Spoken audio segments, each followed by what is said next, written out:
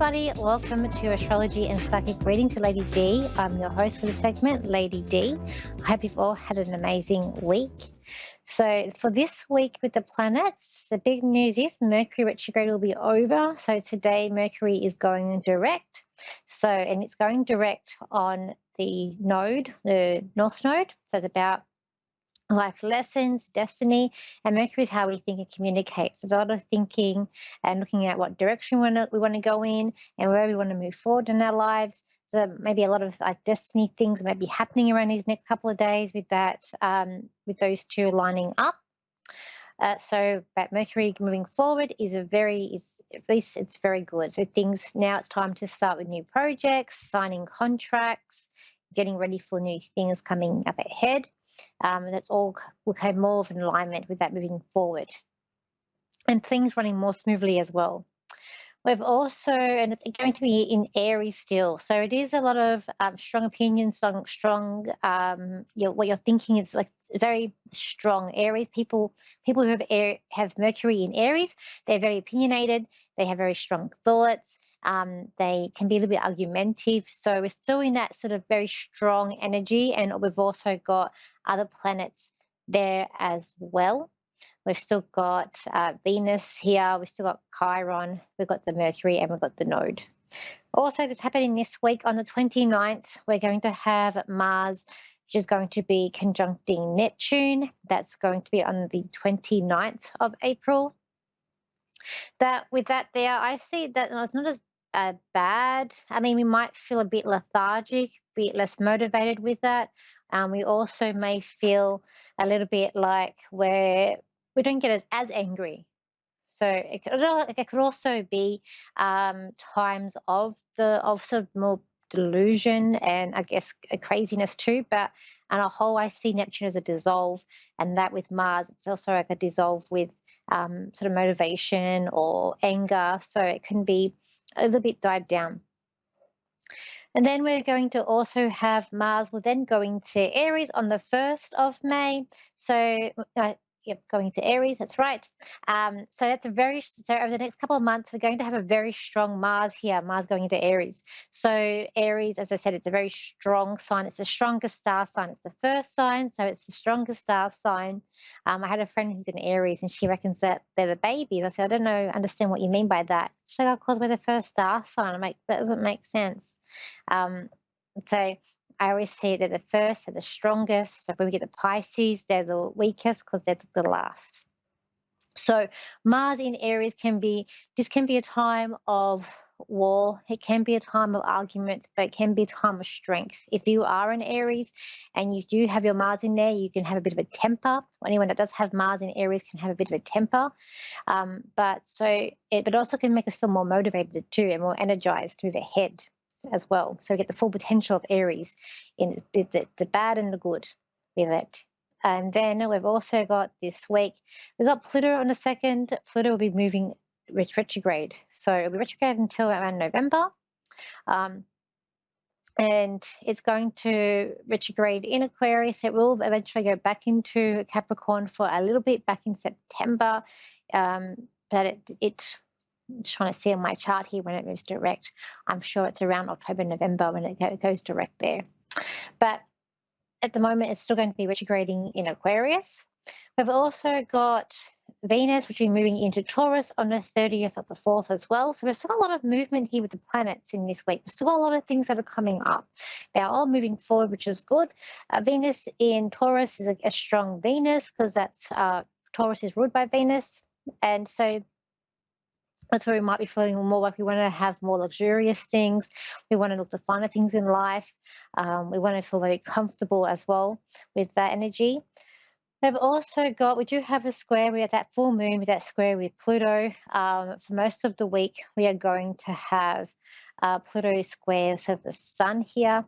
We've also got Venus, which is also going to be squaring Pluto as well. So these can bring up, I guess Pluto can deal with our fears as well. So it can bring up fears and different things might be ending with that too. Okay, but we've got some sextiles are also helping us, like Mars with sextile Jupiter, which is also helping us, giving a lot of strength and making us being quite resilient.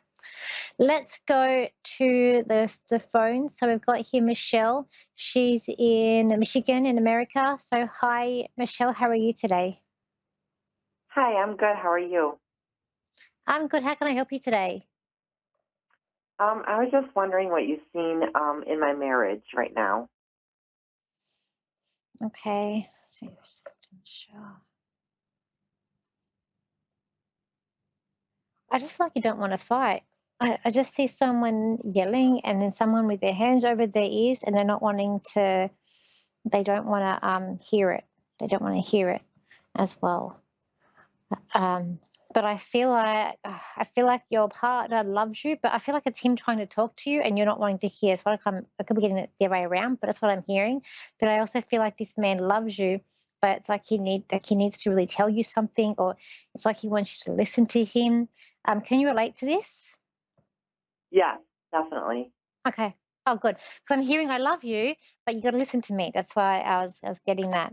Um, and I feel like be open to what this man is trying. I'm not sure what he's trying to tell you, but it's like you need to be open to what he's trying to tell you or what you're trying to communicate. Um, I feel like he's ready to move forward, but it's like he's got to do it with you.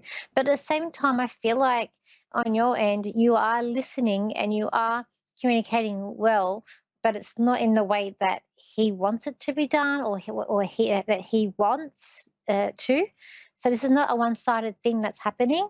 Um, it's like he's very stubborn, but it's kind of like his way or the highway a little bit.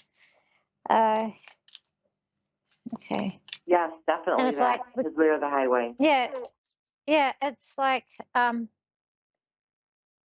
it's not about moving, like, it's like, it's not about moving on. Something needs to be fixed before we can move on. So I feel like everyone wants to move on. Yeah, it's like, but we can't just move on because something needs to be fixed. Can I ask what it's all about? Um, well, there's a lot. I think there are a lot of deep-rooted issues. I think with him, we're a blended family, and I think with him, he's um, wanting me to let him parent my kids, which is I'm all for, but I haven't trusted him in the past how he's handled my kids. Hmm. Okay. He only knows one way how to do it, and I feel like he just wants to be the boss. But I feel like sometimes it can be a little bit of a bully or overreacting. And I feel like he's very like under the thumb. It's like I see the Sound of Music, the man in the Sound of Music. He has the whistle, so I feel like maybe he's very regimented. But your kids Hmm. need flexibility, and I feel like your kids are old enough now, like they know that this man's not their dad, and I feel like it's kind of like a little sour taste in their mouth. Like they think he's okay, but they want it's like they want their dad to tell them, or they need a. It's like it's also there has to be a fine line with respect, but not over setting boundaries too. Your kids, they love you a lot. They do want the best for you, but I also feel like they're very quite protective of you as well. Um, and they your kids trust you, but I don't feel they trust him. And I think that's an issue as well. That Um, you said they don't trust him, yeah, like I feel like they and I would trust you, but agree they're with not that. trusting him. Because I feel like your kids need. I agree that kids need. I feel like they do need the rules. They need boundaries. They need things to be very repeated, like this, the same, like a routine. But at the same time, they don't need to be like a drill sergeant, or they don't need to be like told. Um, I feel like they're quite capable to do things. I don't feel like they're bad kids. And I just feel like, though, if you're like, oh, like, I don't know, these are the rules, but it has to be a way you talk to your children for them to do what you want. And I feel like you kind of know how to do that. Your partner doesn't, he doesn't get it, he doesn't know. I feel like with his Hmm. children, he's all that they've had, so that they're used to how he parents, but your children are different. And I feel like you've been quite open with them in the past. So I feel like he needs to really understand where you're coming from. What star sign is your partner? What's that? What would you ask? What What star star sign? sign? What stars? Yeah. So when's Um, he born? What's he's a Libra. He was September 25th. Oh, okay. They don't like arguing, but it depends where his Mercury and stuff is in. What I look, I don't see you guys ending this relationship. I do see there might be like a time out that happens, but I don't see a full on um like ending. I do feel like that there's someone he needs to be careful with have who's around them. Also feel like with your partner that someone's maybe egging him on or telling him things that sort of feeding his ego a little bit too. There's also a little bit of anxiety here. I don't feel like this is you. I feel like there is someone watching moves with the kids, watching what he does, but I just feel like there's someone watching someone here as well. I also feel like um, I just feel like you guys need someone outside to be able to come in and reflect to help you guys through your issues. Because I feel like by June, July, if these aren't fixed or communicated properly and sorted out, it's going to get a lot more stickier because you love your children as he loves his children. And it's just things that I just feel like it can be resolved, but he needs to be told and be open into different ways of communicating for you guys to be able to move forward Yeah, that in makes way. And complete sense. yeah, I don't feel like you're going to be able to do it on your own because he just won't listen. What do you mean by It's not just do it his on my own? Like, So if you keep on saying like, look, like talk to me. I really feel like my kids need to be parented in this way or whatever. You need to do this. I feel like he's gonna not listen. He needs a third party. So you need to go. I feel like a counselor or someone that's professional. That I don't know, someone that you guys don't know that can reflect and help you. okay. And he has a son from another partner. Um, he has caused a lot of problems in our house. And I'm just wondering what you see about him and his son, because that's one of I our big think maybe the issues son's too. the one that's. I think the son's the one where they're talking about being watched. I think that's the son. If the son's watching you or you're watching them, I feel like that this son is a bit spoiled. I feel like he likes getting things his own way, but he won't stop until he gets his own way. And unfortunately, your partner's very blind to what's happening because I feel like he's trying to protect him and also trying like it's his son, it's his child. He doesn't see the bad things or manipulation that plays as to what it is. So you're going to have to. I just feel like you're going to need a third party to help you with all these issues. But I have to go now. But thank you for calling in today, and I hope I've helped you. Yeah, you did. Thank you. Okay, that's okay. Okay, guys, it's going to be another interesting week. We go up with the planets, and I say, see what happens before you react. And I hope you will have an amazing week, and I'll see you same time, same place next week. So bye for now.